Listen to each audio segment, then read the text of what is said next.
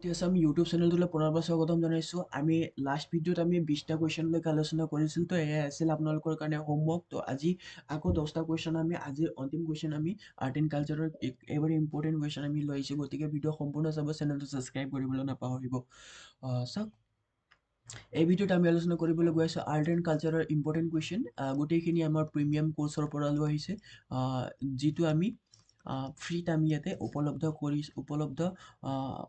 হৈছে মানে আমাৰ চেনেলটোত। গতিকে আপোনালোকে আমাৰ চেনেলটো ছাবস্ক্ৰাইব কৰিব, কাৰণ ছাবস্ক্ৰাইব কৰোঁতে কোনো ধৰণৰ পইচা দিব নালাগে। যিটো আমি কোচিং ইনষ্টিটিউট বা যিকোনো আমাৰ হেৰিতে আমি গাইডবোৰক আমি পইচা দি কিনে আমি আমাৰ কোৰ্চবোৰ PDF আমি বা ভিডিঅ'বোৰ চাওঁ, কিন্তু আমাৰ এই চেনেলটোত আমি ফ্ৰীতে প্ৰভাইড কৰি আছোঁ। গতিকে চেনেলটো ছাবস্ক্ৰাইব কৰিব। এইখিনি যদি কৰে আপোনালোকে আমাৰ কাৰণে মানে উৎসাহ জন্মি উঠিব তো নেক্সট ভিডিঅ' বনাবলৈ। তো নেক্সট ভিডিঅ' মানে আজিৰ এই ভিডিঅ' ব্লগ আৰম্ভ কৰোঁ। প্ৰথম প্ৰশ্ন ধৰণৰ আছে, আপোনালোকে দেখিবলৈ পাইছে অসম জাতীয় সংগীত কোনে ৰচনা কৰিছিল? শুদ্ধ উত্তৰটো হ'ব লক্ষ্মীনাথ বেজবৰুৱা।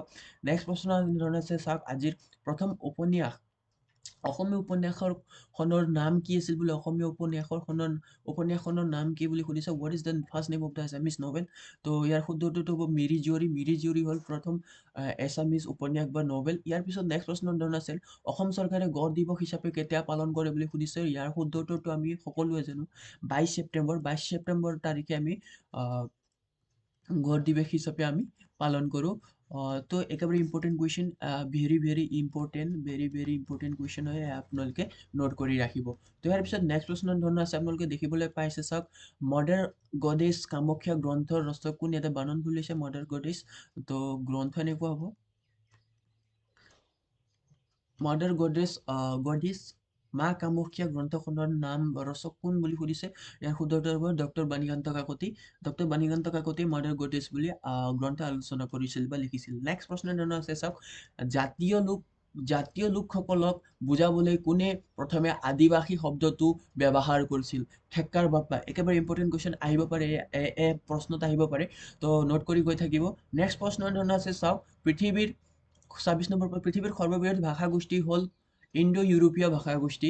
ইণ্ডো ইউৰোপীয় ভাষাগোষ্ঠী যিটো আমাৰ ইয়াতে আছে, তো এয়া হ'ল একেবাৰে বৃহৎ ভাষাগোষ্ঠীৰ লোক। তো ইয়াৰ পিছত নেক্সট প্ৰশ্ন, বুলবুল কেন সিং চিনেমা পৰিচালক কোন বুলি সুধিছে। ৰীমা দাস। তো উত্তৰ আমাৰ হাইলাইট কৰি দিয়া হৈছে ইয়াতে হাইলাইট কৰি দিয়া আছে আমাৰ অপশ্যনবোৰতে। তো ৰীমা দাসে লিখা পৰিচালনা কৰা কিছুমান ফিল্ম আছে যিবোৰ আমাৰ 2022 ADRE এক্সামত আহিছিল। তো কি আছে আপোনালোকে কমেণ্ট কৰি জনাব, দুটা বা এটা অ'কে, এটলিষ্ট এটা চিনেমাৰ আপোনালোকে নাম কমেণ্ট কৰি জনাব। এয়া হ'ল হোমৱৰ্ক আপোনালোকৰ কাৰণে। তো ৰীমা দাসে পৰিচালনা কৰা চিনেমা, ইয়াতে বুলবুল কেন সিঙো ৰীমা দাসে পৰিচালনা কৰিছিল। এটা বুলবুল কেন সিং আৰু এটা আপোনালোকৰ কাৰণে হোমৱৰ্ক, কমেণ্ট কৰি জনাব। তো নেক্সট প্ৰশ্ন, অসমৰ প্ৰথম অসমীয়া সম্পূৰ্ণ ৰঙীন চিনেমা ছবি কোনে? চিনেমাখনৰ নাম কি বুলি সুধিছে। তো ফাৰ্ষ্ট কলাৰ ফিল্ম হ'ব এইটো, ফাৰ্ষ্ট কলাৰ ফিল্ম আছামিজ, যিটো মানে আগতে আমাৰ ব্লেক এণ্ড হোৱাইটত চিনেমা চাইছিল, কিন্তু এয়া হ'ল আমাৰ ফাৰ্ষ্ট কলাৰ ফিল্ম। তো ফাৰ্ষ্ট কলাৰ ফিল্মটো হ'ব ভাইটি হ'ল আমাৰ ফাৰ্ষ্ট কলাৰ ফিল্ম, ভাইটি। তো ফাৰ্ষ্ট ৰঙীন চিনেমা। তো কি বুলি সুধিছে, তো প্ৰিণ্টিং মিছ হৈছে, ইয়াতে অহা নাই অপশ্যনবোৰ। তো মই ইয়াতে উত্তৰটো ডাইৰেক্ট কৈ দিলোঁ, ভাইটি। ইয়াৰ শুদ্ধ উত্তৰটো হ'ব ভাইটি। অ'কে, তো নেক্সট প্ৰশ্ন, আজিৰ নেক্সট প্ৰশ্নটো এনেধৰণৰ আছে, চাওক, অসম সাহিত্য সভাৰ সভাপতিসকলৰ নাম ইয়াতে লিষ্ট আছে। তো ইয়াৰে ফাৰ্ষ্টটো কি হয় আপোনালোকে জাষ্ট আপোনালোকে ইয়াতে জানি থ'ব, কাৰণ এয়া ইম্পৰ্টেণ্ট কুৱেশ্যন আহি থাকিব পাৰে। পদ্মনাথ গোহাঁই বৰুৱা শিৱসাগৰত, আৰু ফাৰ্ষ্ট আৰু ছেকেণ্ডটো আপোনালোকৰ কাৰণে একেবাৰে ইম্পৰ্টেণ্ট, চন্দ্ৰধৰ বৰুৱা গোৱালপাৰা।